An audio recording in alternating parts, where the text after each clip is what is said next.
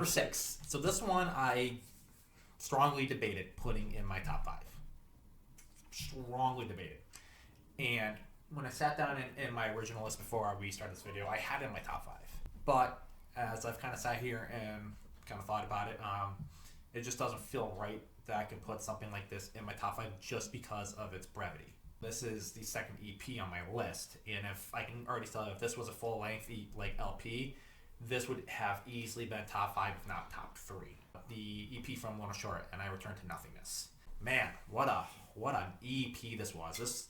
This was an EP that kind of broke the internet for a little while. To the Hellfire. I mean, if you are in the metal genre and metal scene and you have seen any reaction video, you know all about this song. This song, for a good month, broke the internet just because of what Will Ramos can do with his vocals. And especially the very ending breakdown was some of the grossest stuff I've heard a human being make during a song. It literally sounds like he's coughing up a hairball. That's how gross it is, and I love it. I think it's out fucking standing. I'm blown away every time I hear it. What this band does really, really well is they utilize deathcore, but they utilize symphonic elements so well. They have kind of perfected this sound where they have these really awesome orchestral moments kind of lead up to these really brutal, just jaw-dropping, heavy moments. And I know I keep talking about Ramos, but man, this was his first work with the band out when they released CJ McCreary last year due to some allegations that we really need to get into right now. And what a find he was. Like, he has become quickly one of the best metal vocalists in any of these subgenres or just metal in general. You have not gotten a chance, I would highly recommend watching his one-take videos of To the Hellfire and Of the Abyss, and they are outstanding. He sounds just as good doing a one-take that he does on a record. It really kind of gives you an appreciation for what he can do as a vocalist and what the metal singers can do in general. And if you think metal's just all about screaming and you're doing it to hurt yourself, no, like watch him on these one-takes, and you're going to realize just how much talent and work goes into some of this stuff. I am so excited to see what Lona Shore does next. I am so excited, and I cannot wait for a new LP to come out, because this EP I could not get enough of. And like I said, I debated putting in my top 5 just because it's that good, but I have to leave it at 6 just because of its brevity. It's about 18 minutes.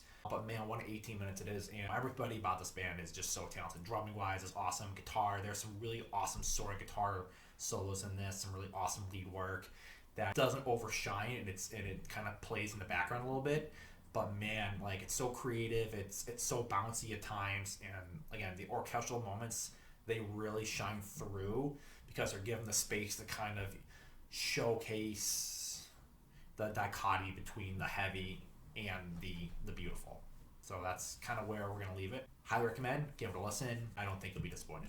So I think you've shown me this track before. I think you did. When we were at Green Day, if I remember correctly. Yes, I did. Okay. I need to listen to it again because, like, for me, like, the best vocalists in metal, I put Einar up there just because of his range. Like, it's absolutely incredible. Something that I've not really seen for anybody else in metal. I also put Spencer Sotelo. Like if you listen to Satellites, like, that is a dream vocal of being able to hit those highs right after you do those screams. Yes. So, like, if you're saying that he's just as good, then, like, that's... It's a different style of good. He doesn't utilize any cleans, but the dynamic range that he has in terms of his highs and his lows are some of the best in all of metal. Okay.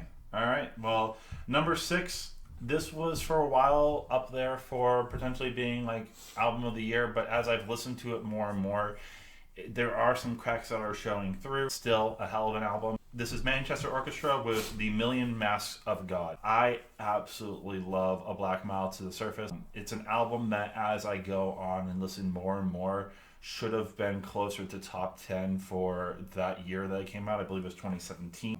This album continues on with some great storytelling. This one talks about more about the life and death, and particularly the death of, I believe, Andy Hall's father to cancer. But there's some really like vulnerable moments on here, particularly Telepath, which is a beautiful, like kind of like folky short song about the evolution of life and like kind of being stuck in the middle of it at times. There's a great line where it's like, I don't want to be in the ocean, I've never learned how to swim, which is just really relatable once you turn 30. But there's also some like really solid songs that kind of remind me of Silver Sun Pickups with like Keel Timing and Bedhead. What I also like on the back half of this is there's really interesting guitar work that is a little bit folky, but also a little bit like alt rock at times, stuff like Let Storm. There's some really beautiful finger picked ideas on Obstacle and Way Back. Obstacle, where it is like the last moments of his dad's life as he's still kind of in denial of what's going on. There's a lot of raw emotion on this album, just like there was on the Black Mouth to the Surface. And I think a great way of ending is the internet. I think I prefer the silence more from a Black Mile, but the internet also has some really solid ideas. It's his way of being able to look at his dad as a person rather than just his father. He's talking more about like looking at these pictures, realizing that he was somebody else. There's this line is like, do you know what it means, another man inside the man that's in me? Which is the idea of like, there's this other person that I was that you never knew about. And now you finally get to see that. There are some times where it does kind of fit into that Black Mile to the Surface vibe, and that's why it probably is a little bit lower than what I thought it was going to be, but still, like, it's still a great vibe, pretty short album, and overall just a really interesting experience. Yeah, he's been helping his vibrate up for, better part of last year. I thought it'd be a little higher on his list. He's sent me multiple times to list this record. I just haven't got around to it, but I'm sure I'm going to enjoy it just as much as he did. Top 5, here we are. Top 5. This record has dropped a couple spots for me. When I first heard this record, I thought it would have been my record of the year. It is still an outstanding record. It is still one of the best 5 of the year. But after just re-listening to a few records and re-listening to this one, not so much cracks in the armor for it. It just, some things I just realized I enjoyed just a smidge more. With my number 5, it's going to be Vilhardia. And it is, how you pronounce this, I'm going to try and pronounce this without bastardizing it. It's Mastan under Vatan. Vilhardia is kind of not really a meme in the metal community. They created a meme genre. It's called Thal. Thal, it's just really these really super down-tuned guitars, super heavy, super genty, almost like uber gent if you want to look at it. Like take on the Sugar and like 2 octaves lower on a guitar. That's what it's kind of like. This is a incredibly long album. We're talking 80 minutes. It has a lot of progressive moments. It has a lot of techie moments. No cleans on this really whatsoever. It is just heavy for the sake of heavy. But that's not such a bad thing because they do heavy kind of the best that there is. It's groovy, it's catchy, it's chunky, it just kind of just like, that's the best way I can describe how it makes me feel. I just want to like punch something because it's just so groovy. I just want to like throw my fist in the air. Man, what a return, because this is their first record in about 8 years, I believe. And it's like they never left. It's hard to get into if you're not kind of familiar with this band because there's a lot of, I'm trying to think of the word. It's kind of choppy almost. When I say choppy, not like it sounds choppy, it's just like how the notes are played, where they're kind of like, just like kind of off kilter. And the heavy moments are super heavy and they get real low in terms of tuning and how they play, but it's never anything that you're just like off put by. It's just something that kind of takes a while to kind of get into, and that's why for me it kind of dropped a little bit just because of A, the length, and B, I know it's not everyone's taste, but it is such a great record. If you got 80 minutes to kind of just sit by and just put a record on and just listen to front to back, this record's gonna really open your eyes to what you can do in terms of metal, like how you can make metal super heavy yet super catchy and super groovy all at the same time. And they're just like the best kind of heavy, and that's the way I kind of look at it. They're just the best kind of heavy. And it's not overpowering. It's so catchy, and you're like, how can something so heavy be so catchy?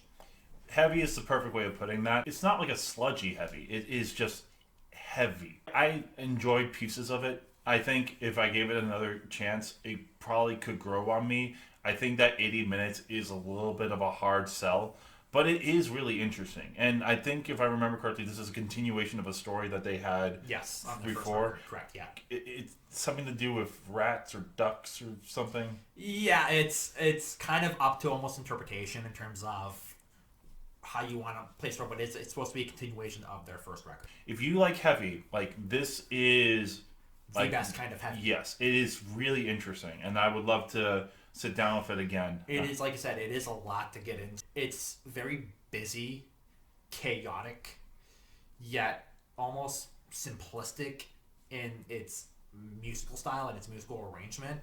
It's really hard to describe this record in like 3 or 4 words. It doesn't do it justice. You'd have to really take the time to it, digest it, because there is a lot going on. I think the best word I can say, it's dense.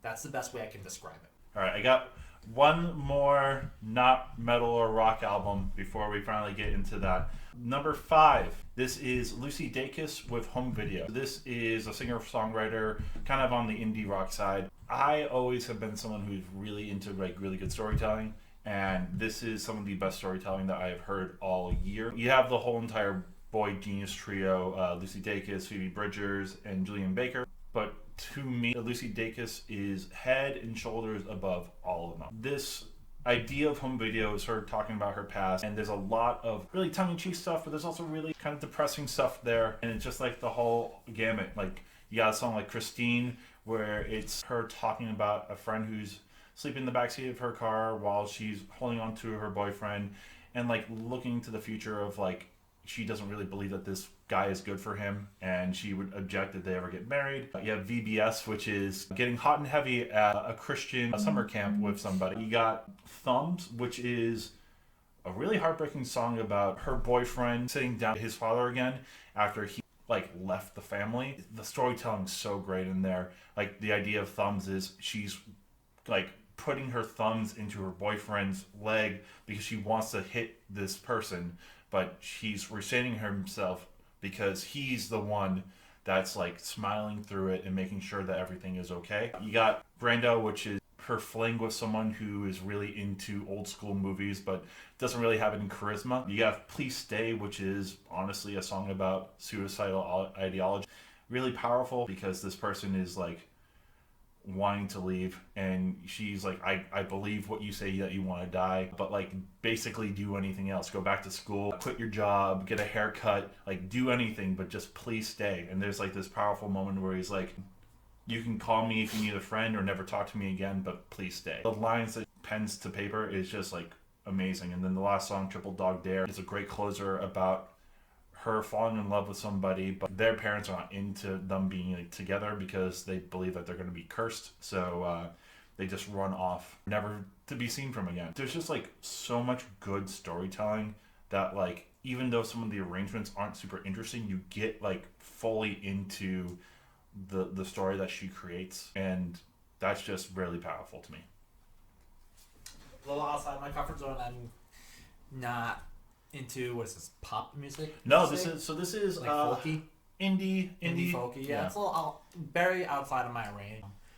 Sounds really interesting. Sounds like she has a lot of experience that she pulls on from her life and is able to convey that emotion to you, which is important as a songwriter, which I respect. Not something I'm probably not going to check out just because it doesn't fall into my wheelhouse. Definitely respect the work and definitely respect the message behind it.